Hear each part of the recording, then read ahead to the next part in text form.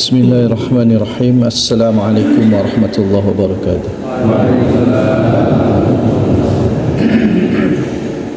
Alhamdulillah, wassalatu wassalamu ala rasulillah. Wa ba'du.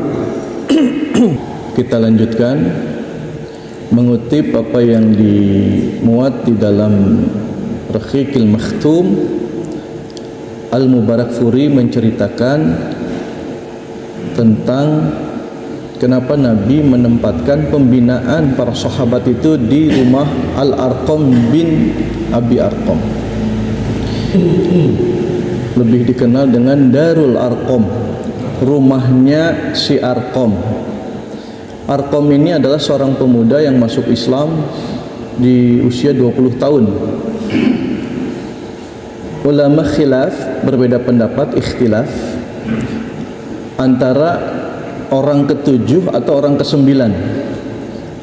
Ya enggak terlalu penting ya maksudnya.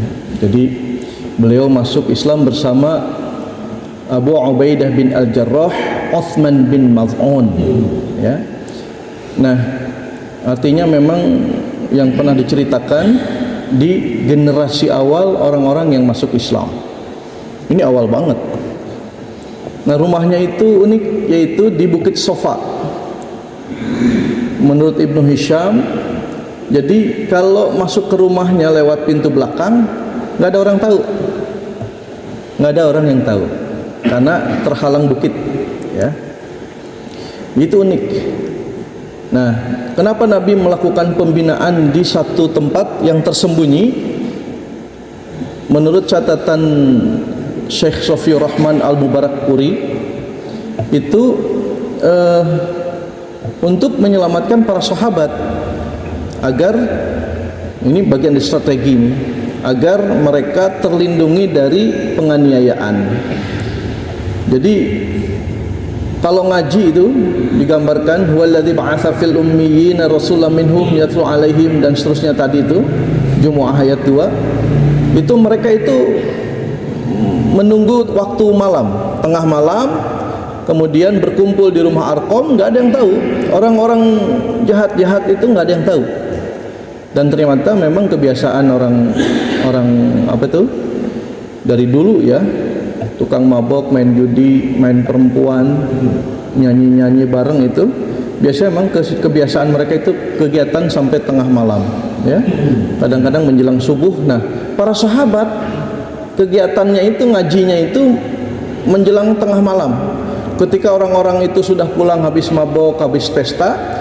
Nah, mereka datang ke rumah Arqam bin Abi Arqam, selesai kajiannya itu ba'da subuh ya, diajarin kalau ayat wahyu turun sampaikan, ada cerita tentang hari kiamat, terus pokoknya semua turun ayat disampaikan penjelasannya oleh Nabi SAW, dan membina ruhiyah mereka dengan sholat berjamaah di sana. Sampai kemudian masuk Islamnya Umar bin Khattab radhiyallahu an, maka sudah tidak ada lagi yang disembunyikan. Akhirnya rumah Arqam tadi, Darul Arqam itu diganti menjadi Darul Islam ya, diganti oleh Umar menjadi Darul Islam ya, rumah di mana ajaran Islam disebarluaskan.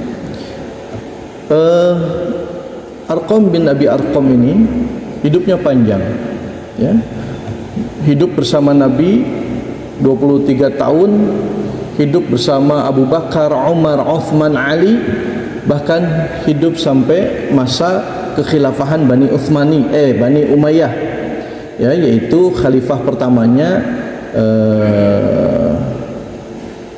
Muawiyah bin Abi Sufyan ya. Usianya sampai 83 tahun. Jadi unik, sempurna ya dalam tanda kutip ini. Pribadinya Arqam bin Abi Arqam itu dianggap sempurna. Kenapa? Masuk Islam di generasi awal, ikut berjuang, dan uniknya tidak ada satupun peperangan yang tidak diikuti oleh Arqam itu. Jadi dari sisi strategi, Nabi itu ngumpet di awal tuh ya. Coba dibaca analisisnya Sofiur Rahman Al-Mubarakfuri itu tadi. Nabi itu ngumpet di awal tuh. Sebenarnya berkelahi bisa saja, pasti menang, ya. Tapi secara basyariah manusiawinya, ini kalau diikuti oleh orang-orang zaman kita ini bisa salah. Kenapa? Karena kalau ya Nabi itu memberikan contoh, ada yang harus kamu perhatikan strategi, ada yang uslub-uslub, cara-cara di mana kamu itu bisa selamat dalam dakwah. Masya Allah.